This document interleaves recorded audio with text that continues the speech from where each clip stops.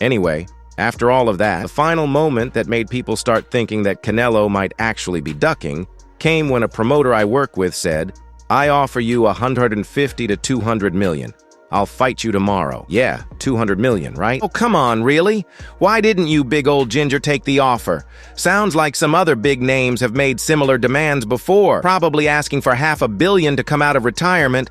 It's getting a bit out of hand now, isn't it? Yes, there he is, Mr. R. It was too easy. I was having too much fun with this one. Canelo's now joined Tyson Fury's club of waffle and nonsense. But you know what? In a way, it might be a little bit genius. Hear me out. Fury caught a lot of heat for pricing himself out of the Usyk fight last year. But then what happened?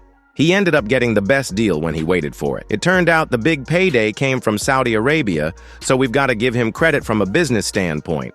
However, if Saudi hadn't come through, I doubt Fury would have taken the Usyk fight. He could have made the same money fighting someone else, most likely Manuel Shar at Tottenham, probably still thrilled about it. But thankfully, Saudi came into the picture with a massive offer that wasn't quite the $500 million he wanted, but enough for him to step in the ring. Now, back to Canelo. He's probably playing the same game. He knows everyone, including the fans and promoters, is hyped for the Benavidez fight, and he knows they have the money. So maybe he's making demands that are too high, like Fury did, hoping they'll meet him somewhere in the middle, around 100 million. That might entice him to take the fight. Essentially, he could just be playing the game, who knows? The issue is, the ship may have already sailed at super middleweight. If Benavidez doesn't come down in weight, will Canelo move up to light heavyweight? I'm not sure.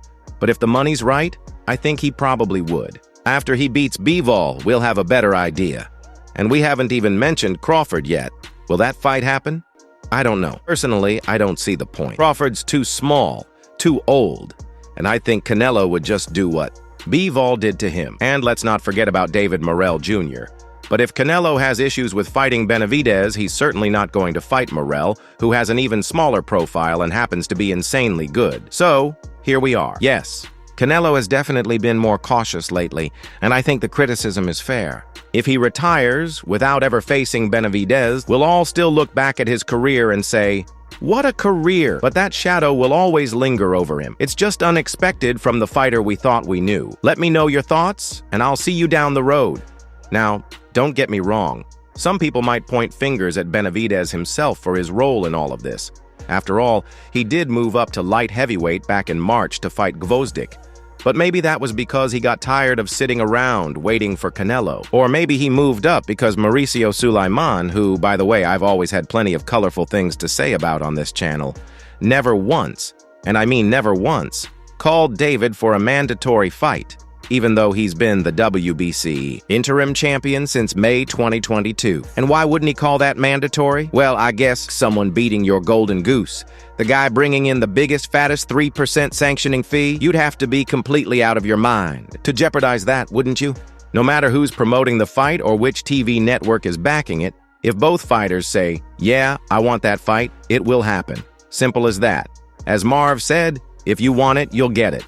And honestly, I can't see why Bivol wouldn't want the biggest payday of his career against someone he already beat comfortably, regardless of the weight class they settle on. But instead of running it back with Bivol, Canelo moved on to complete the trilogy with Golovkin. And sure, we were curious because the first two fights were absolute bangers. But let's be real, Triple G wasn't the same fighter anymore. He was clearly past his prime, so it wasn't a shock when Canelo handled him decisively in their third fight. Then came the John Ryder bout. Now, I love John Ryder. Good for him for getting the opportunity. But Canelo took some heat for this one. No disrespect to Ryder, but on paper, Canelo was leagues above him. And during all of this, the big question everyone kept asking was, why not Bivol again? Why not David Benavidez? What's going on? That chatter only got louder when Canelo chose to fight Jermell Charlo. What a letdown that turned out to be. And just when we thought it couldn't get worse, Charlo spent the entire fight running, like he was trying to hit the fast-forward button for 12 rounds. Sure, the belts were on the line, but let's be honest, Charlo's a natural super welterweight, who was never ever going to beat Canelo, even on his best night.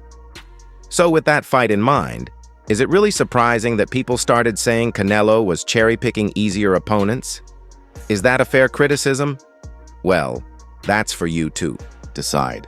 But with an aging Golovkin, a tough but outmatched Ryder, and an undersized Charlo, you can see why people are talking. Now, I won't bash him for taking the Jaime Munguia fight. Yeah, it was a winnable bout, and Benavidez got snubbed again. But Munguia's at the top of his game, and Canelo looked sharp that night. So, okay, we'll let that one slide. If somebody really wants to fight, as a professional boxer, if you want to box and you want the fight to happen, the fight will happen, regardless of who's promoting you, regardless of which TV network's involved. The fight will happen if the fighter says, yeah, I want to fight him.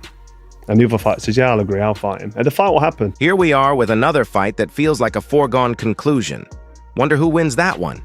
Yeah, real tough to figure out. Through all this, the fight everyone really wanted was Canelo versus David Benavidez. It seemed like it was right there, ready to happen multiple times, but for some reason, it never materialized. And nobody can figure out why. Canelo once said he wouldn't fight another Mexican fighter, but that clearly isn't true, because he fought Munguia, who's also Mexican. Then he claimed Benavidez hadn't accomplished enough, or fought anyone of note. But come on, Benavidez beat Caleb Plant and Demetrius Andrade, which are arguably better wins than Munguia, Ryder, or Charlo's recent opponents. And here's the kick. Canelo even signed with PBC to make the Charlo fight happen. Benavidez is with PBC too. But supposedly, Canelo wouldn't sign a 3-fight deal that included Benavidez in the contract. I've been #1 contender for the past 3 years. I've been there, beat the guys who told me they told me I had to beat them. And now that I see another opportunity to go up to get another title, now I lost my opportunity. It just doesn't make sense. And it doesn't make sense how they are saying that they're gonna give me 10 days to make my decision on what I wanna do. Bro, what about when I was there for 3 years? And you've been giving Canelo all his decision, he could do whatever the he wants, so I feel like it's a little bit unfair. If that's true, then it's hard not to reach the same conclusion as everyone else. Turkey is taking shots at him. You know you've messed up when that guy's calling you out. So, what's the deal? Is all this criticism really fair? Let's not beat around the bush. We all want to see the Benavidez fight, but it's just not happening, is it? That ship seems to have sailed, and honestly, it's a bit baffling. A few years ago, this guy was a trailblazer, chasing greatness, taking on anyone and everyone, pushing the limits. Think back to 2018. The fights against Triple G were absolute fireworks, right? I'm pretty sure he lost that first one, though. But hey, luckily for him, Adelaide Bird must have had an off night and he managed to escape with a draw. I bet. Even Canelo thought he was going to lose when he landed that clean shot, and Triple G just ate it like it was nothing. But credit where it's due, Canelo came back for the rematch, put in a solid performance, and snagged the win. It was close, but he got it done. After that, he was on a mission. He grabbed a belt off Rocky Fielding, beat Danny Jacobs, moved up to light heavyweight to knock out Kovalev, then came back down and dominated Callum Smith. He had a quick one with Yildirim, then took down Billy Joe Saunders and Caleb Plant. By the end of that run, he had belts coming out of his ears. Sure, some people had things to say about the quality of his opponents during that stretch, but you couldn't criticize too much. He was the biggest draw in boxing and arguably the most decorated fighter at the time. Then came Dmitry Bivol, let's not forget. Just before the Bivol fight, Canelo was even talking about moving up to heavyweight to face Oleksandr Usyk. Yeah, that sounded like a bit of a stretch, but honestly, no one doubted him too much. The guy never seemed to duck anyone. You the face of boxing, and you don't answer that call? Bro, that says something about you, man. Yeah, that's just another way to say I don't want to fight.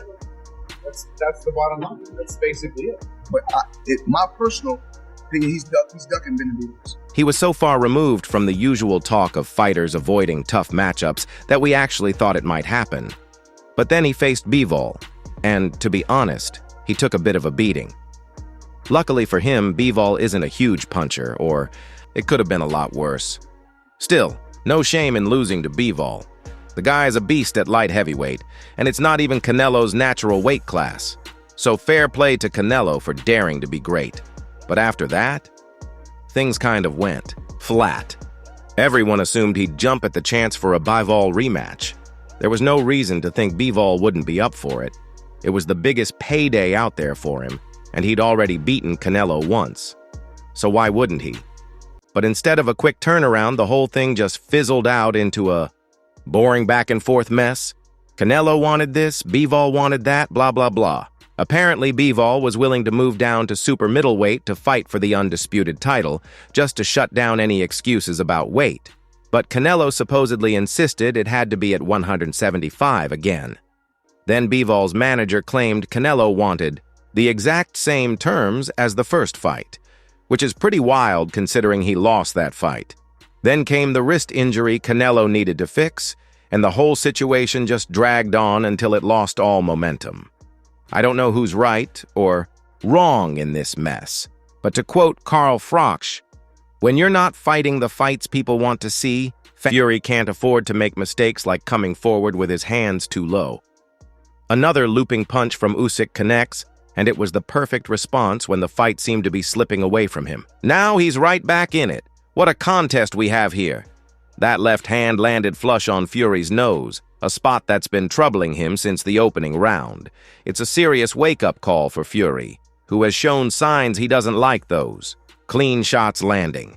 That will boost Usyk's confidence tremendously heading into the later rounds. With round 9 underway, Richie has Fury 2 rounds ahead on his unofficial scorecard. But this feels like a crucial round. If Usyk can take it, he's back in the fight, and things will get even more interesting. Fury needs to return to what was working earlier, keeping the fight at range, bringing Usyk onto the uppercut, and utilizing his jab more frequently. Fury seems concerned about his nose, and the question remains whether he can sustain this pace for all 12 rounds. Usyk's stamina is well documented, and we may be in for yet another twist in this already captivating battle. Fury is showing some clever tactics, Fletch. He's using feints effectively, keeping Usyk guessing whether he's going to throw or not. That subtle foot and hand feint is playing a key role in keeping Usyk off balance. A solid right hand from Fury follows, but Usyk blocks it well. Fury attempts to whip in the uppercut, but everyone who's faced Usyk says the same thing. He gradually wears you down mentally and physically. Fury must stay sharp and engaged every second of every round. Usyk is still standing strong, absorbing the best Fury has to offer and firing back. Another solid shot from Usyk shakes Fury's head. He didn't need much space to land that one, and it certainly had an effect. Fury responds with a body shot, attempting to slow Usyk down, and for a brief moment, Usyk's movement falters. Fury seizes the opportunity to land a couple more shots, but Usyk needs to keep his head moving as he presses forward. Then, a big left hand from Usyk lands flush on Fury's chin, prompting Fury to wipe his face with his glove. Despite the 39-pound weight difference, Usyk is standing his ground and willing to trade blows. He's absorbed some heavy shots but refuses to back down. Oh, what a punch from Usyk! Fury is wobbling. He's in trouble. Usyk senses a finish and charges forward. Fury looks dazed, staggering around the ring. Is this the turning point? Usyk is relentless, and Fury is barely holding on. He goes down. An incredible moment in the fight. Referee Mark Nelson instructs Fury to walk toward him, testing his ability to recover. Fury, who's shown remarkable resilience against Deontay Wilder in the past, will need all of that grit now.